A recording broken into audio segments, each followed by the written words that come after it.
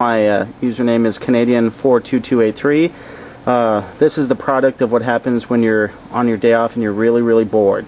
Some of you may notice this is a Todd McFarlane Halo 3 Master Chief figurine, and I was really bored today on my day off, and I thought I want to make a chocolate Master Chief. So pretty much what I've done is I've got a whole bunch of soft clay at Michael's, and I rolled it out with a rolling pin, and I put some registry keys down here, and those little blue things by his feet are actually they're pen caps, and I put those down there because after the two-piece mold is complete, I have one is going to be an air hole, and then one is going to be a pour hole where I pour the chocolate in, so I pretty much put the Master Chief submersed halfway in the clay, and then I just have cardboard wrapped with tin foil around it, and I used a hot glue gun to seal up the edges.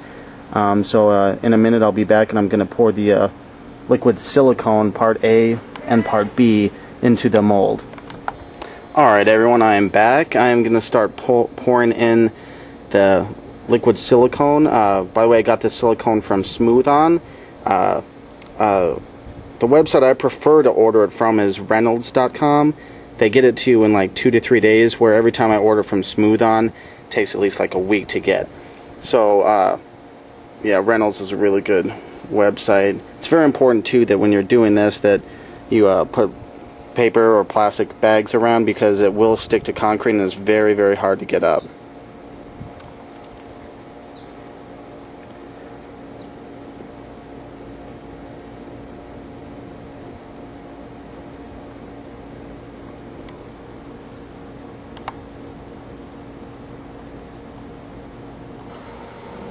So now that all the silicone is poured in, we'll wait about 6 hours and come back, take down the tinfoil walls.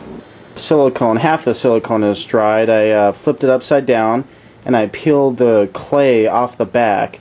You can still see that there's a little bit of clay on the figure, but I got all of it out to where you'll still see the details after the piece is done.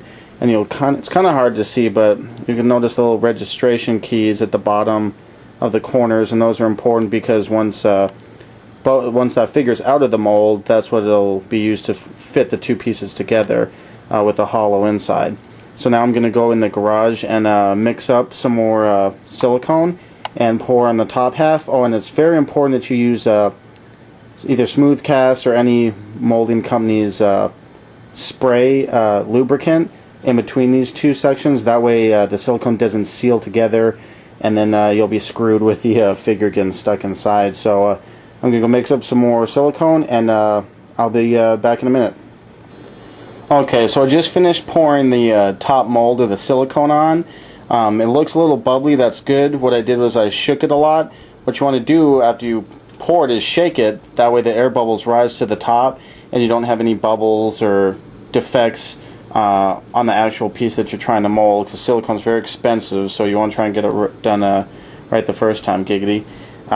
So wait a couple hours. I'll probably wait about 3 hours for this because I poured it pretty thick, and then I'll record me unmolding the finished piece.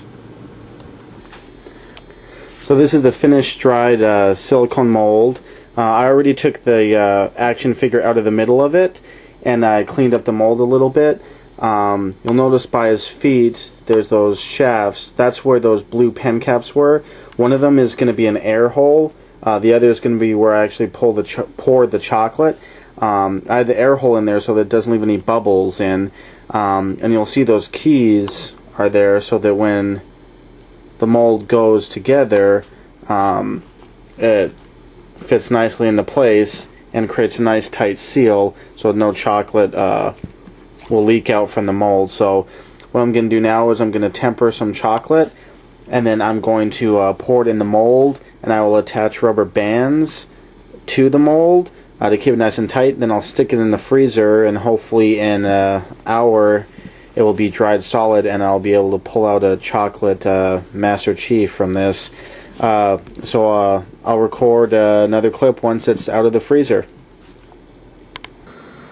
Alright, I'm back. I just finished pulling the chocolate Master Chief out of the mold.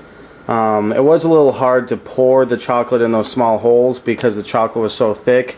So what I ended up doing was I took the mold, I laid it flat, and then I poured chocolate inside of it. And then I did the same with the second half piece. And then once the chocolate was semi-cool, I put the two molds together and then put clamps on it and clamped it shut. So all I had to do really when I pulled the chocolate Master Chief out was trim a little bit off the edges, and I just heated up an X-Acto knife and just kind of melted the edges off like butter. So this was the original figure that I made the Master Chief chocolate mold out of. And then kind of comparison with the chocolate Master Chief next to him.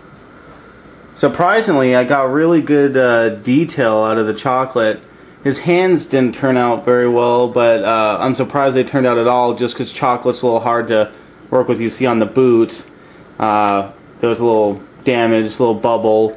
But we can just say and on the knee, we can just say a plasma grenade took out his kneecap. But yeah, I got pretty good detail on the front. On the back, he got a little freezer burnt on his ass. You can see it's kind of freezer burnt, but that's alright because it's just the back, and I'll probably eat him anyway. So I even got a little chocolate grenade on his thigh piece. But yeah, it was pretty fun making it. So I guess that concludes my video with the plastic Master Chief, the molds, and the chocolate Master Chief. Thanks for watching, everyone. Bye. Giggity goo.